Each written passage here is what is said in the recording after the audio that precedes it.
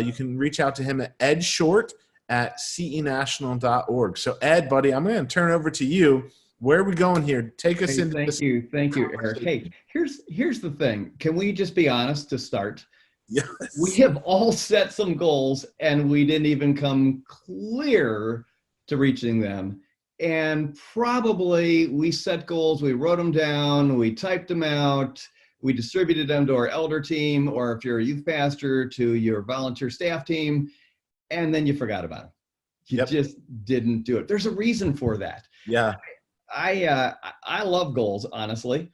I think we have to set goals that are way beyond what we could possibly ever imagine fulfilling. The reason I believe that is because Ephesians chapter 3 and verse 20, great verse, says this: now to him who is able to do immeasurably more. Eric, that's the idea that there's no way you can even imagine what God wants to do, right? No. Then all we ask or imagine according to his power. So it's a God thing, but then it says that is at work within us.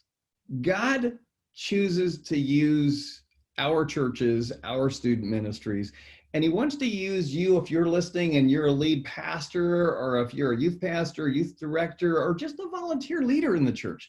He wants to use you to do some amazing stuff. So before we get into talking about how you actually do that, let me just throw out an important concept. I am driven as a strategist. Strategy comes pretty easy to me. I love strategic thinking. I love goal planning. But I know this, Eric, that we could have a lot of strategic thinking. If there's no God dependence, we're not going to accomplish anything. So that's the caveat today. Yeah. You have to marry those two concepts. Yeah. You have to decide, God, I'm going to trust you to do amazing things, but you can't stop there. Then you got to set some strategic goals, and they have to go back into your mission.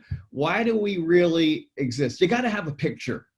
And honestly, I've been a pastor now for 37 years, worked for CE as the ministry coaching consultant for 8 of those 37. And it is easy for us just to drift week to week, month to month, year to year, just doing stuff. And just doing preaching, just evaluating, how did I preach on Sunday? And that's good. You need to do that, but that will not move the ship out of the harbor. Mm-hmm. George Barna said something really interesting, Eric. He said, if you can't articulate a clear picture of what you're seeking to achieve, how can you lead people there? So I ask you as you're listening today, guys, is there a clear picture? Do you really, are you driving home the mission of the church? And honestly, the mission of every church is the same. Yeah. You can articulate it any way you want, but it comes down to making disciples who make disciples, who make disciples, who make disciples. Now, you could say that in a very fancy way. I'm also pastor. If you'd come to Crosspoint, the church that I pastor, you'd hear us talking about connecting people to Jesus in a life-changing way. You know what that means? Making disciples who make disciples, who make disciples. So you got to have the mission. Every church is the same.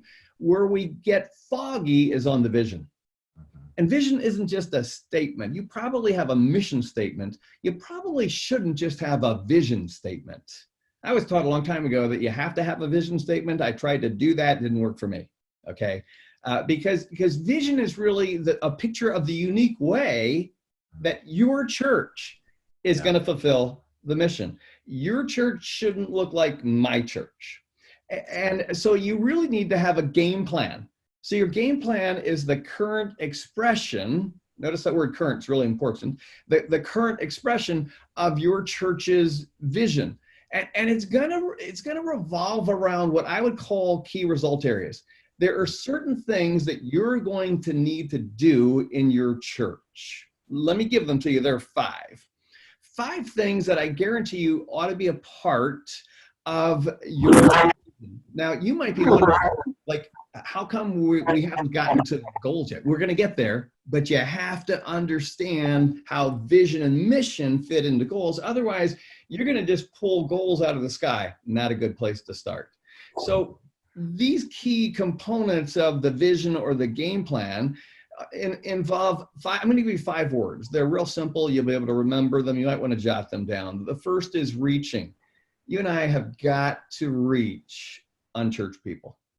You've got to reach unchurched people. We're living in a time where unchurched people are perhaps more open to the gospel than any other time. And by you, I don't just mean you singular. I mean your people. We, the people of your church, the people of my church, we have got to reach unchurched people. Then we've got to teach them. We've got to teach them principles from the word so they understand who God is, what he wants to do in their lives. Most of us as pastors are not necessarily driven to reach lost people. We would probably rather stay in our offices. I'm going to challenge you to get out of your office, get to know your neighbors, invest in their lives, and then teach the word. But don't just teach the word for content. Teach the word for application. Yes, you need content, but you got to ask, how is this going to get into that person's life on a Monday? So after you have been reaching, teaching, you also need to be connecting people, especially when we have social distancing. We got to figure out how we can still connect people with each other, because the body of Christ was designed to interact. Can we be honest again? Like, if it were just about teaching, my people could turn on the radio and probably hear better preachers than me, and probably better preachers than most of us listening today. But connecting is real important. That's where life change happens. As a communicator, I often wish that life change could happen in the auditorium, that I could just preach this amazing sermon and everybody go, wow, that's the best thing I've ever heard. I'm going to change my life now. It doesn't happen that way. So reaching, teaching, connecting, coaching is the 4th component. You got to figure out, like, how could I equip my people to own the ministry so that they were making a significant impact in the lives of other people? And then the last component that has to be a part of that vision piece is developing leaders. If you and I don't develop leaders, we are not going to get to where we really need to be. It's a game plan. You and I need a game plan. In the NFL, which hopefully starts in a week or so, they are going to come up with game plans. The offense is going to have a game plan. The defense is going to have a game plan. The special teams are going to have a game plan. They don't just say, hey, it's Sunday, let's take the field. They have a plan. And so we need to have a plan as to what we could do. Yeah. So Ed, you're kind of laying out, this is the foundation of which we're going to build upon, right? These Absolutely. Preaching, teaching, connecting, coaching, and what was the last one? Developing leaders. So those 5 things, that's the foundation upon which we can build the framework from. Exactly. So that's going to, in essence, formulate the components of the vision, the game plan. Then you have to say, so what do I do next? Because honestly, most goals are pretty meaningless. They really are. They're pretty meaningless. They're simply words on paper, or most goals are so huge that we're never going to get to them, and we don't know how to get to them. For instance, if you were to say, okay, in my church, let's just say we have 100 people, and we want to see 30 people come to know Jesus in the next year. That sounds like a really good goal, right? I mean, every one of us would go, yeah, give it, that's good. Let's applaud that. The question is, how do you do that?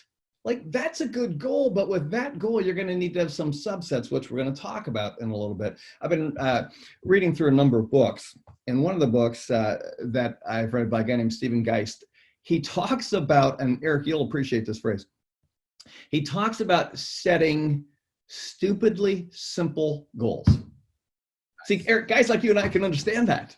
Stupidly simple. It's so simple that anybody that hears it can get there. We set these goals up here, and I love lofty goals. We've got to stretch our thinking. But what do I do today? What's the one thing I can do today to move the ball down the court? Stupidly simple steps. I think that's really, really important. Effective goals, in essence, give energy to the game plan. They give energy to the game plan. They help you to focus your attention. And in ministry, it's so easy to become distracted with the good that we lose the excellent. I am a rescuer. If you call me and say, hey, I'm really struggling with this, I'm pretty much willing to drop everything I'm doing, go over and help to rescue you. That sounds really spiritual. It sounds like that's what a shepherd should do. Maybe I shouldn't always do that, because when I do that, it's good. I miss out on the excellent. Because if you've ever read through Stephen Covey's stuff, and he talks about the quadrants of doing things that are urgent, non-urgent, vital, non-vital, the things that we don't get to are the things that are non-urgent but vital. That's vision, that's goal setting, that's monitoring the goals. So goals are important. They help you to focus your attention. I'm going to give you something that they also will help you to do. You're going to love this if you're a pastor. They help you to say no. That is so necessary. We say yes to too many things. You can only say yes to so many things, and then you have no more time. Or you're going to start working 65, 70 hours a week, and you will burn out. So goals help you to focus your attention. They help you to say no. So here's where I want to give you the secret sauce to this. Here it is. Once you have come up with the components of the game plan, the vision, I'm going to argue that at least those 5 things I mentioned should be a part of that. You could have a 6th one, a 7th one, an 8th one. You could go, you know what, we're going to go into a stewardship campaign. So stewardship or giving ought to be one for us right now. Could be that you go, we're trying to really reach families. So we need to have a kid ministry that's really going to be impactful. Could be, wow, we have a ton of middle school kids, but our ministry to them is no good. That might become one. But you at least have reaching, teaching, connecting, coaching, developing leaders. For each of those areas, the reason we don't get to where we want to go is we haven't taken the time to paint a picture of the preferred future for each of those areas. What do you want your ministry to look like in 3 years? If money weren't an issue, if volunteers weren't an issue, if staffing weren't an issue, what does that look like? If you don't have the picture, how in the world are you ever going to get there? You're not. That's the truth. For instance, I just finished up a consulting call, and incidentally, if you're interested in having a consulting relationship or even trying it out, shoot me an email. I would love to connect with you and try it. I love helping pastors move from point A to point B to point C to point D. I just wrapped up a consulting call, and we wrestled through one of those areas trying to come up with a picture. And I got this is what I wrote down. This is the actual notes from that. Here's what we said. Here's the picture. And this is the picture he's trying to develop. You don't have to have the same picture. But he said this, that in the area of reaching, this is the preferred future. He said that he wants to see Christ followers in his church own the evangelism thrust because, and this is an important statement, because they value unchurched people. And they're then motivated by me and others. They're coached by me and others. And then we'll provide special events for them that they could bring their friends to. And then each Christ follower in my church has at least 3 intentional relationships with unchurched friends that they're walking through an evangelism process that includes caring for them, sharing who God is, and eventually challenging them. And then when they see one of their friends come to Christ, they assimilate that person into the church on their own arm. That's his picture. Now, once you have that picture, then you can begin to assess, how are we doing in light of where we want to go? And sometimes that's brutally difficult. Have you ever tried to do that kind of thing, Eric? And you're going, wow, we're not good at this at all. It's a little discouraging. But I really believe that the key to ministry is not vision. Now that might sound really bad. I think it's assessment. We've heard so much about vision. I love vision. I'm a visionary. But to have a vision and not understand where you are today means you're going to misfire time after time after time after time. So once you know where you're going, that's that picture, the game plan of each of those 5 areas plus others, you got to do assessment. For a long time, I've been doing assessment stuff by just walking through a simple SWOT process where you think, okay, what are the strengths? What are the weaknesses? What are the opportunities for improvement? What are the potential problems if we make those decisions? Once you do that, then you can begin to set some goals. And goals have to be smart goals. They have to be simple, stupidly simple, some people might say, measurable, attainable, relevant, and timely. You got to go, you can't just go, we want to be better at this. That's not a good goal. You got to be specific. And one of the things that I've come up with through years ago working with Sun Life Ministries, talking through what goals really look like, I think there's 2 facets to goals. You have to have this faith goal. It's the big picture. It's things you can't really control. You say, okay, I got 100 people coming to my church. I'd like to see 20 people come to know Christ in the next year.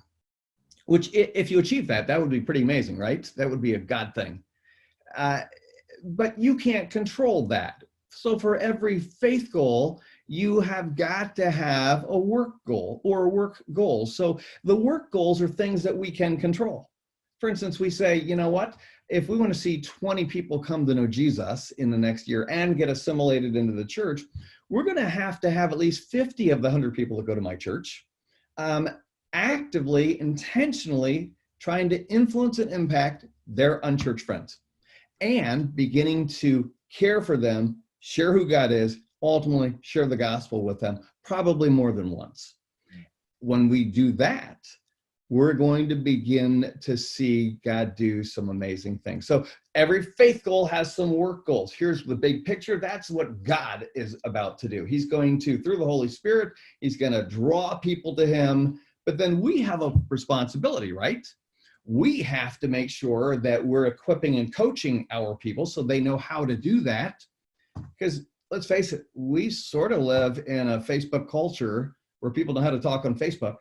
And Zoom now, but really the life on life stuff, we're not good at. How do you start a spiritual conversation? You know what we have to do? We got to train our people to do that. So those become part of the work goals, faith goals, work goals. When you do that, you begin to see God do some amazing, amazing things. And then what I found is I have to go even beyond the work goals. I've got to go, okay, there's the work goal. I need to train my people every 3 months on how to do evangelism. Well, there's going to be some subsets to that goal. I've got to choose a date. I have got to get a team together that's going to own that thing with me. I got to figure out how to get my people there. I got to figure out the follow-up. Those are the pieces, Eric, that we tend to miss. We set these big goals. We even set perhaps some quote unquote work goals, but somehow or another, we miss it. And then you got to put on your calendar, because I don't know about you, but my calendar gets pretty busy.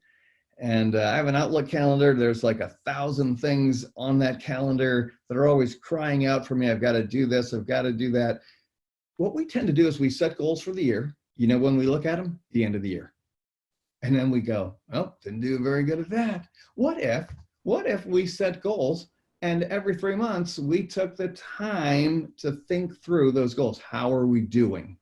And then we learned to adjust on the fly. Eric, I don't know about you, but as I write goals, I always think my goals are amazing. I just think, wow, that's a great goal. I think the process that I laid out is going to work. But you know what I find? Sometimes they don't work.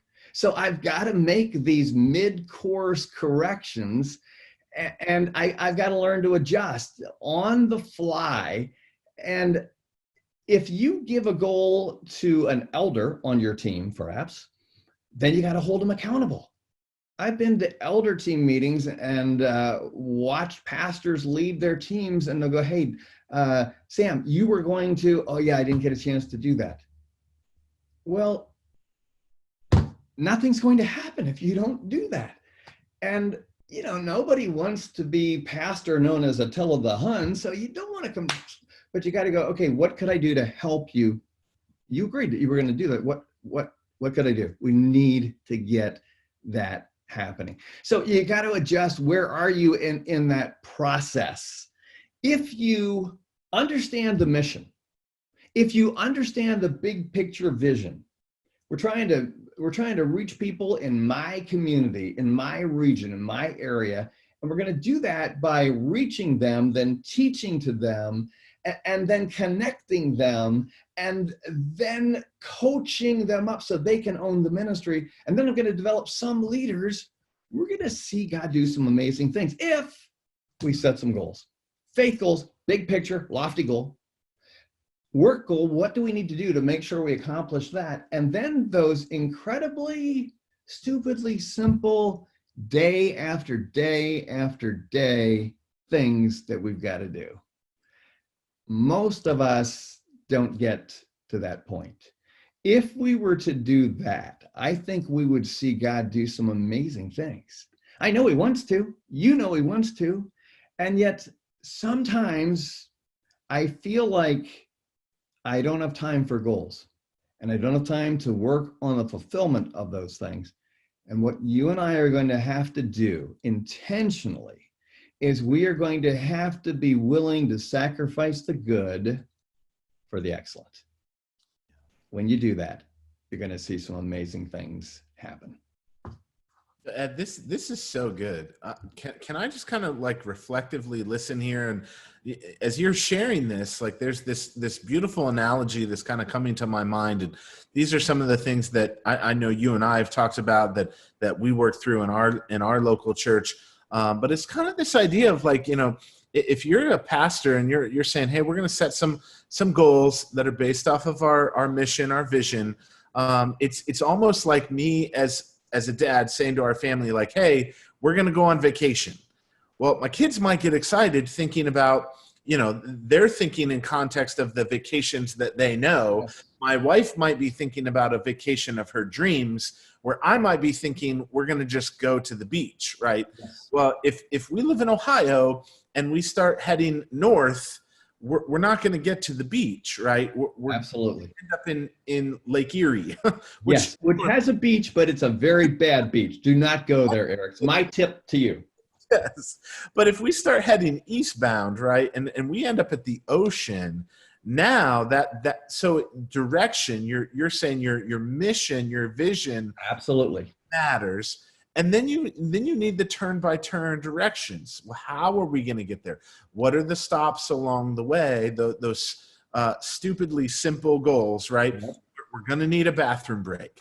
Yes. It's going to happen, right? Now, if I say to our church, right now, I've got more than just my family. You're talking a bigger group of people. Yep.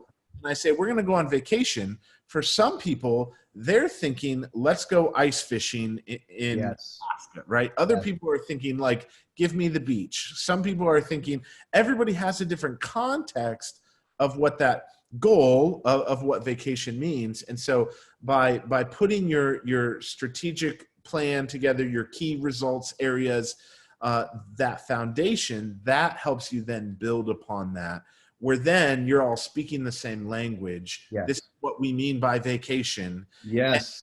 And now you have a direction to go where then it's clear, right? If you say, hey, we're all going on vacation and we're all going to spend 2 weeks at the beach, well, all the people who want to spend 2 weeks are in, right? They're on board. But then if you say, we're going to get there by hiking, we're going to walk, and you're like, wait, what?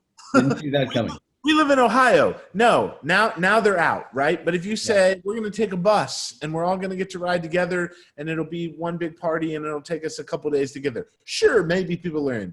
Or how you get there matters Yes. greatly. And that's kind of what I'm hearing you say. of putting these pieces in place will Yes. greatly affect. And then your elders, your team, your staff, they'll be able to know we're all in the vehicle together. We all play our part. I'm riding shotgun and I get to control the radio and kind of set the atmosphere. And maybe my job is to be in the back and keep the kids quiet. Yeah. Yeah. No, you're exactly right, Eric. Let me take your illustration one step further. Yeah. Because I really believe most of our elder teams could cease to meet for 6 months and it wouldn't negatively impact our ministry. You know why? Because let's go back to your illustration. Let's say the elder team's primary goal was go on this vacation. You know what we talk about in elder meetings? Hey, I got to paint the back room. Hey, I think the homeowners association fee is too high. And what about our dog? And we talk about all of these things, which are good, but not the excellent. Leadership needs to be driven to be thinking through, all right, how do we get these people on vacation? Let's own this thing. Let's get them to own it. No, that's so true. Because I actually think, and maybe it's not that drastic, but maybe it's, we've got to get the oil changed. We've got to get the tires rotated. We've got to, we argue and debate and plan for months or even years about, are we ready to get there? And we never actually go. Right. And right. So yes. You're exactly right. That, those things are often driven by our primary leaders. So, to our key pastors that are watching, our key leaders, how you lead through these things matter. But if you're speaking different language, I think sometimes that can hang us up as well, where we say we want to be about discipleship, but we don't know what that looks like. We say we want to do evangelism, but when we step back and actually look at our programming, we're not actually doing evangelism. Right. We're sharing the gospel, but it's in the context of our church building and our four walls. Yes. And have any lost people there? Right. Like, how you go, all of that matters. Your definitions, your keyword. It certainly does. We have to decide, hey, we're going east. We all know that. And then what I've found is just when I am bored out of my mind thinking I have said this 1,000 times, I still have people who go, so where are we going? You just got to keep coming back and creatively saying it differently, and then giving them the simple next day step. Here's what you need to do. Yeah. Do this. Develop a relationship with 3 unchurched people. Try to do something with one of them this week. Yeah. I love it, because having been a youth pastor for a long time, it's the fun question of like, well, how much longer, or when will we be there? Yes. Yeah. Yeah. Yeah. So Ed, I have one other question for you, kind of as we're having this conversation. The thing that comes to my mind, and you started to go there, but I love the pamphlet, like Tyranny of the Urgent, that kind of concept. I think a lot of pastors can get hung up there because we want to rescue, we want to be the person that, and maybe we have to be the person that goes to the hospital and meets the needs. But how do we help pastors really dive into, like, how do I navigate through my goals and implement our strategy, but also attend to some of the other needs? Or is it a process of delegation? Like, talk a little bit about that. I think it's probably a both and. I think there certainly are times I need to go to the hospital when somebody's in there. It's a critical situation. I'm going to show up. But if somebody calls me and goes, Ed, you got to come over. I just found out my marriage is in shambles, blah, blah, blah, blah, blah. I want to go rescue them, and I want to go tonight. But I've learned to ask some key questions. Well, tell me, how long has this been going on? For the last 7 years, things have not been good. Okay, I'm not going to go see that guy tonight. I'll work him into my schedule, but it's not really a true crisis that I need to be involved in. That's, I think, point one. Point two is perhaps there are better people than me that could go. That gets you to that delegation point, right? It's the body of Christ. And I think we as pastors have got to help our people understand that we don't have a Superman cape, and understand the significance of the body of Christ that it might actually be better if somebody else deals with that. You realize your church goes, oh, our carpet's terrible. Well, maybe if you don't have a good artistic eye as the pastor, you shouldn't be choosing the color. Like if you say, I really like a shag carpet in a burnt orange color, that's not good. That's not your area of strength. So to be willing to go, I don't need to be involved in everything. And there could be ministry that's happening in the church I'm not even aware of. I don't have to know everything, right? Yeah. I like your 5 things too for that foundation, because while the first 2 talk about the reaching and teaching part, the last 3 are really emphasizing on that delegation part. Absolutely. You're connecting people, you're coaching them, you're developing them. That helps have that outward focus where you're giving those things away to others and equipping them to do what you do. Yeah, we have to decide as pastors, whether you're a youth pastor or a lead pastor, we have to decide, what are the things I have to do? One of the key questions, Eric, that I've been asking the guys that I'm coaching, I think I'm coaching 27 pastors right now. I've been asking, what are the 3 things that you do best? And how could we capitalize on those? Yep. And then what's the one thing that honestly you don't do very well, but you're doing it? Yeah. And how could we neutralize that?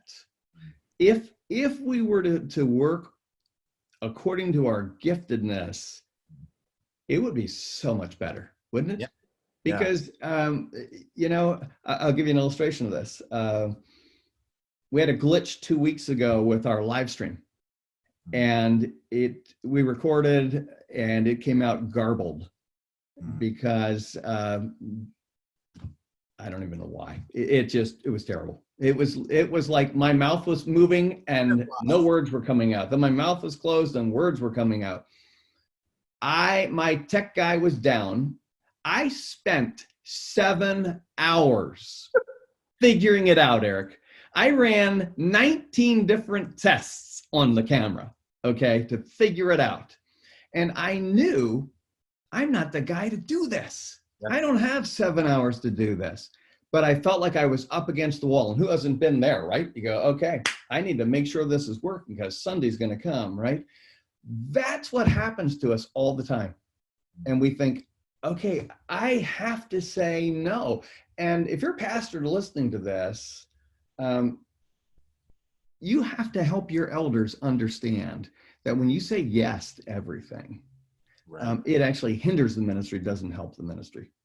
It might actually be a good thing for you to make sure they actually watch this podcast, because it can help you help them to understand what we ought to do, what we can't afford to continue to do.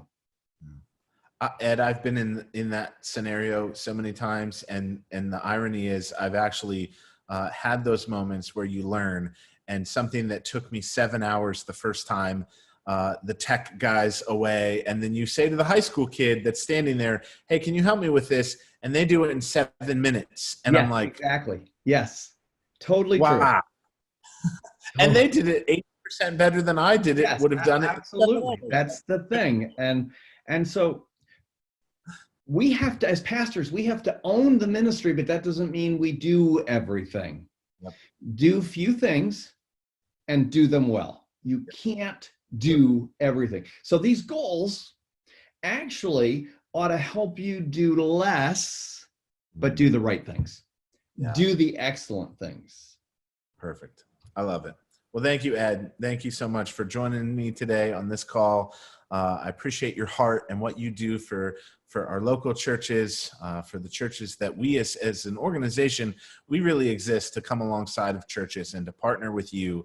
And so, Ed, I love what you even just said. Like this video, we want to be a resource to help train and equip, to help you be doing things with excellence. So if you found this helpful, would you just share this video, share it with somebody that maybe needs it. Maybe you're not the lead guy and you need to say, maybe there's a way to do this well, but to say to your lead pastor or to say to somebody on your team, hey, I want to engage in this conversation because there's things that we could learn and benefit from here. So we hope that this has been a valuable conversation to you.